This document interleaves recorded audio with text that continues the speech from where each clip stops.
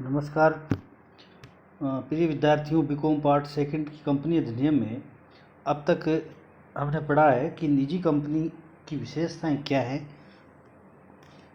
Company अधिनियम वर्तमान में जो लागू है वह है 2013। कंपनी अधिनियम 2013 जो है वो निजी कंपनियों पर भी लागू होता है, यानी निजी कंपनियां भी कंपनी अधिनियम 2013 के द्वारा शासित होती हैं।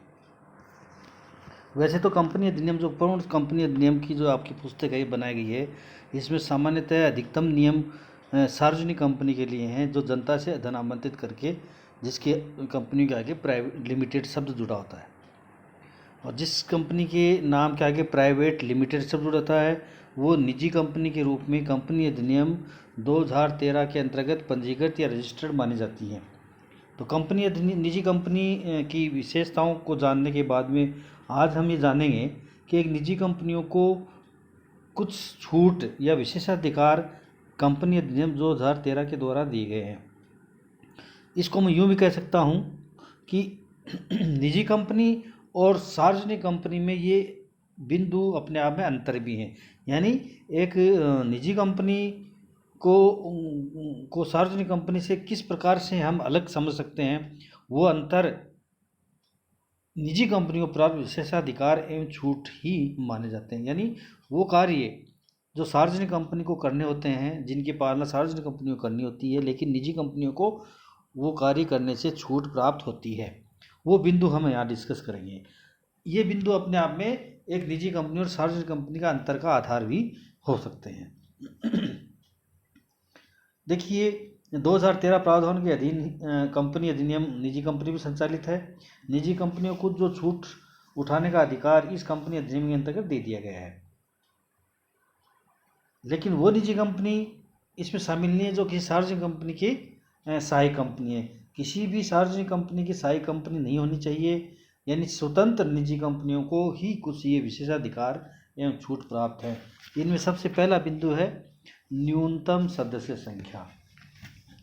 एक निजी कंपनी की स्थापना करने के लिए न्यूनतम सदस्य संख्या 2 होती है, यानी 2 व्यक्ति मिलकर के निजी कंपनी को सम्मिलित करा सकते हैं, रजिस्टर करा सकते हैं, जबकि सार्वजनिक कंपनी में 7 सदस्यों की आवश्यकता होती है। दूसरा है प्रविवरण। एक निजी कंपनी प्रविवरण जारी नहीं कर सकती। क्यों नहीं कर सकती? क्योंकि वह जनता से धन आवंटित नहीं करती। सार्वजनिक कंपनी चूँकि जनता से धन आवंटित करना पड़ता है, इसलिए सार्वजनिक कंपनी को प्रविवरण जारी करना पड़ता है। निजी कंपनियों को इसे छूट दे दी गई है। इसके बाद होता है न्यूनतम अभिदान। एक निजी कंपनी न्यूनतम अभिदान प्राप्त किए बिना भी अपनी प्रतिभूतियों का आवंटित कर सकती है, जबकि सार्वजनिक कंपनी के अंतर्गत जब तक आपको न्यूनतम अभिदान प्राप्त नहीं होगा तब तक आप प्रतिभूतियों का आवंटन नहीं कर सकते हैं। नेक्स्ट है संचालकों की संख्या। एक निजी कंपनी में संचालकों की संख्या 2 होती है तो काम चल जाता है, जबकि सार्वजनिक कंपनी में कम से कम 3 संचालक होने आवश्यक होते हैं। लेकिन ध्यान रहे, एक व्यक्ति कंपनी में संचालक की संख्या 1 ही होती है। अगला है स्वतंत्र संचालक। प्रत्येक सूचीबद्ध कंपनी तथा निर्धारित वर्ग या वर्गों की सार्वजनिक कंपनी के संचालन मंडल में कुछ संचालक में से कम 1/3 स्वतंत्र संचालक नियुक्त किए जाते हैं, जबकि सार्वजनिक कंपनी में ये नियम लागू नहीं होता है। निजी कंपनी के संचालन मंडल में स्वतंत्र संचालक होना अनिवार्य नहीं है। स्वतंत्र संचालक कौन होते हैं? सामान्यतः मैं इसका आगे हम अध्ययन करेंगे, लेकिन सामान्य रूप में बता देता हूँ आपको कि स्वतंत्र संचालक वे होते हैं जिनका जिस कंपनी में नियुक्ति होती है उस कंपनी में किसी प्रकार का कोई हक हिस्सेदारी नहीं होती है, या कोई हक नहीं होता है, या कोई निजी हित नहीं होता है। ऐसे कुछ संचालक सार्वजनिक कंपनी के अंतर्गत नियुक्त किए जाते हैं। ये आगे हम पढ़ेंगे कि स्वतंत्र संचालक कौन हो सकते हैं, क्या उनके क्वालिफिकेशन है, क्यों नियुक्त किए जाते हैं, ये अध्ययन करें। लेकिन निजी कंपनी को स्वतंत्र संचालक नियुक्त करने की आवश्यकता नहीं है, जबकि सार्वजनिक कंपनी में अनिवार्य रूप से इनकी नियुक्ति की जाएगी। इसी तरह से बारी से निवृत्त होने वाले संचालक। एक सार्वजनिक कंपनी में कुल नियुक्त संचालकों में से कुछ संचालक जो है प्रतिवर्ष बारिश से निवृत्त होंगी, यानी रिटायर होते चले जाएंगी। इनकी नियुक्ति मतलब बारिश से नियुक्त होने वाले संचालकों की नियुक्ति अनिवार्य सार्वजनिक कंपनी में। निजी कंपनी में ऐसा कोई प्रावधान लागू नहीं होता है। निजी कंपनी में बारिश से निवृत्त होने वाले संचालक नियुक्त नहीं किए जाते हैं। इसके बाद में है संचालकों की अयोग्यता। कोई भी निजी कंपनी अपने अंतर नियमों में संचालकों के लिए अतिरिक्त अयोग्यताओं को भी जोड़ सकती है, जबकि कोई भी सार्वजनिक कंपनी ऐसा नहीं कर सकती। यानी कंपनी अधिनियम 2013 के अंतर्गत जो प्रावधान दिए गए हैं योग्यता के, वही उन पर लागू होंगे। सार्वजनिक कंपनी केवल उन्हीं अयोग्यताओं के आधार पर संचालकों को हटा सकती है जिन्हें कंपनी अधिनियम में दर्शाया गया है। यानी कंपनी अधिनियम में जो नियम दिए गए हैं उन्हीं नियमों की पालना सार्वजनिक कंपनी करती है, जबकि निजी कंपनी पर यह नियम लागू नहीं होता है। नेक्स्ट, लघु अंशधारियों की अधिकारियों का संचालन। लेकिन किसी भी निजी कंपनी में लघु अंशधारियों में से कोई भी संचालक नियुक्त करना आवश्यक नहीं होता, जबकि सार्वजनिक कंपनी में यदि लघु अंशधारी हैं और उनमें से मिलकर के वो लघु अंशधारियों की संख्या मिलकर के अगर इस कंपनी से मांग करें सार्वजनिक कंपनी से, तो उन्हें लघु अंशधारियों का भी एक संचालक नियुक्त करना पड़ेगा, यानी उनका एक प्रतिनिधि सार्वजनिक कंपनी में रखना पड़ेगा, जबकि निजी कंपनी को ये छूट दे दी गई है। नेक्स्ट है संचालक पदों की संख्या।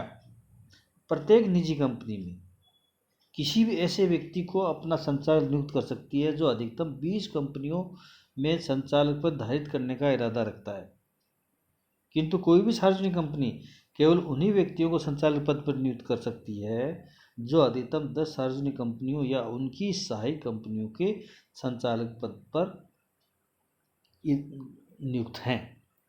यानी निजी कंपनियों में एक संचालक 20 कंपनियों तक संचालित होता है, लेकिन सार्वजनिक कंपनी में ये संख्या 10 तक सीमित है। नेक्स्ट, मुख्य प्रबंधकीय पदाधिकारी। वर्तमान जो 2013 में नियम चल रहे हैं उनके अनुसार केवल सूचीबद्ध कंपनियों तथा 10 करोड़ रुपए या अधिक की पेड अप पूंजी वाली कंपनियों को ही मुख्य प्रबंधकीय पदाधिकारी नियुक्त करने पड़ते हैं, किंतु ये निजी कंपनी में आवश्यक नहीं है। निजी कंपनी में मुख्य प्रबंधकीय पदाधिकारी नियुक्त किए जाने जैसा कोई नियम नहीं है। यद्यपि 5 करोड़ से अधिक की प्रदत्त पूंजी वाली सभी कंपनियों को कंपनी सचिव नियुक्त करना अनिवार्य है। कहने का मतलब ये है कि मुख्य प्रबंधकीय पदाधिकारी है वो केवल सार्वजनिक कंपनियों में ही नियुक्त होता है, लेकिन वो भी पेड अप कैपिटल के आधार पर। लेकिन कंपनी सेक्रेटरी जो है वो 5 करोड़ से अधिक की पेड अप कैपिटल वाले सभी कंपनी, निजी कंपनी को भी रखना पड़ेगा और सार्वजनिक कंपनी को भी रखना पड़ेगा। नेक्स्ट आता है प्रबंधकीय पारिश्रमिक।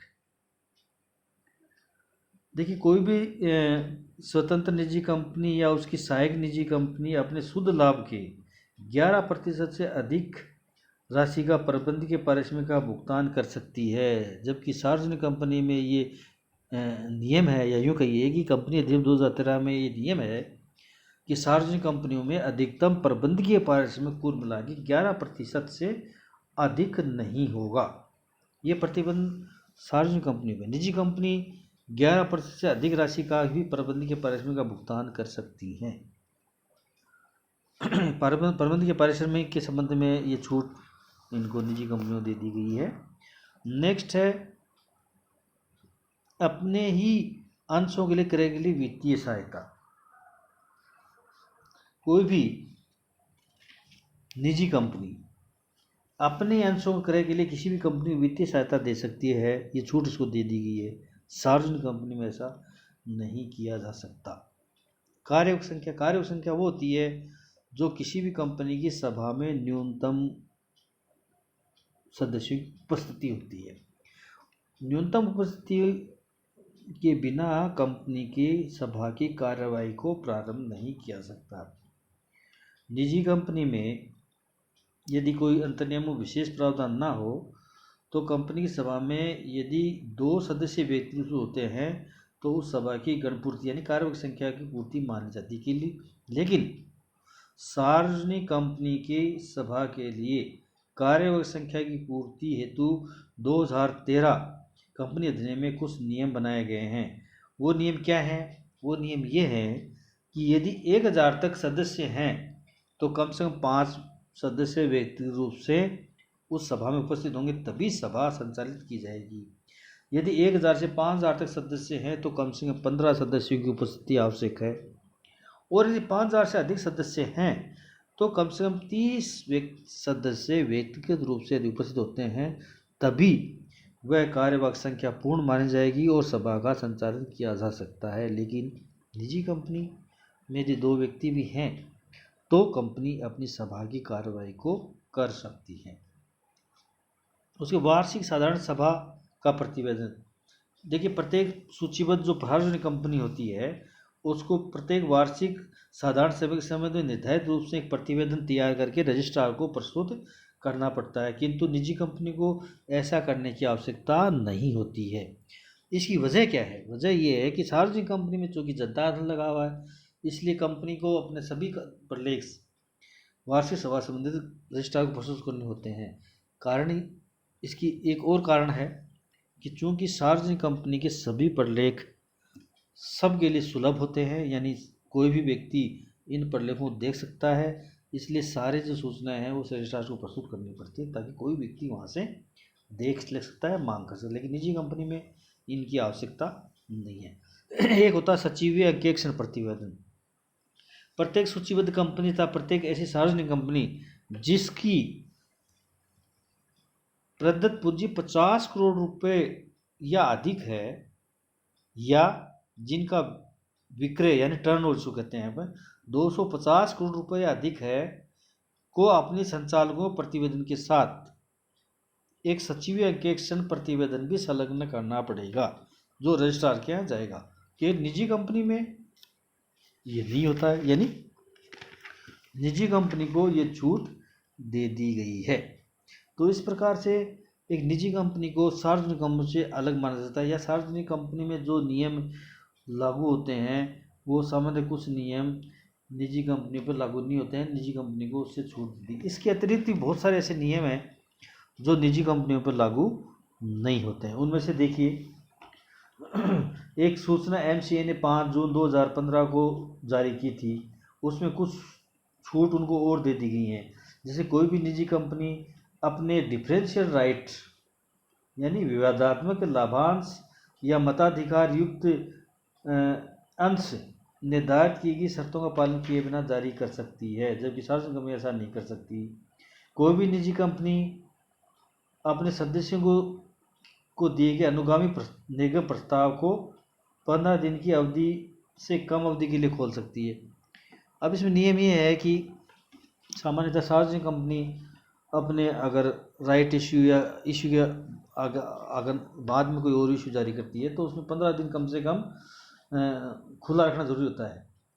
लेकिन निजी कंपनी जो है 15 दिन से कम भी कर सकती है यदि अंतर नियमों में उसकी व्यवस्था हो या प्रस्ताव पारित कर दिए। एक निजी कंपनी अंशों के अनुगमन प्रस्ताव की सूचना उस निगम खुलने के कम से कम 3 दिन पूर्व देना अनिवार्य नहीं होगा, जबकि सार्वजनिक कंपनी के लिए अनिवार्य है कि 3 दिन पूर्व ये सूचना सार्वजनिक रूप से दी जाएगी कि फॉलोअप इश्यू सार्वजनिक कंपनी ला रही है। निजी कंपनी को ऐसा करने का छूट दी गई है। इसके अलावा और छूटों में देखें तो कोई भी निजी कंपनी को निम्न कुछ शर्तें हैं, उन शर्तों का जो है वो पूंजी जैसे कोई भी निजी कंपनी अपनी पूंजी में कमी संबंधी प्रावधानों की अवमानना किए बिना भी कुछ काम कर सकती है, जैसे अंशों को निर्माण कर सकती है, मतलब पूंजी में कमी किए बगैर। अब आगे पढ़ेंगे कि पूंजी में कमी का नियम क्या है। लेकिन निजी कंपनी यदि पूंजी में कमी करती है तो वो सामान्यतः एक प्रक्रिया से गुजरना पड़ता है, लेकिन उन प्रावधानों की पालना किए बगैर निजी कंपनी जो है अपनी पूंजी में कमी करने के संबंध किए बिना और कुछ अंशों को खरीद सकती है, उसमें भी इनको छूट दे दी गई है। जैसे कंपनी कोई धन, उसमें कुछ कंडीशन दी हुई है, वो कंडीशन बाद में हम पढ़ेंगे, लेकिन कुछ कंडीशन पालना करने पर निजी कंपनी को ऐसा करने का अधिकार दे दिया गया है। इसके अलावा भी कंपनियों को बहुत सारी निजी कंपनियों को छूट है जो सार्वजनिक कंपनियों पर लागू होती हैं। तो ये हैं निजी कंपनी को छूट या एक निजी कंपनी और सार्वजनिक कंपनी में अंतर। तो आप अपनी पुस्तक में इस अंतरों को आधार बना करके और एक चार्ट बना करके आप इसका अध्ययन कर सकते हैं। धन्यवाद।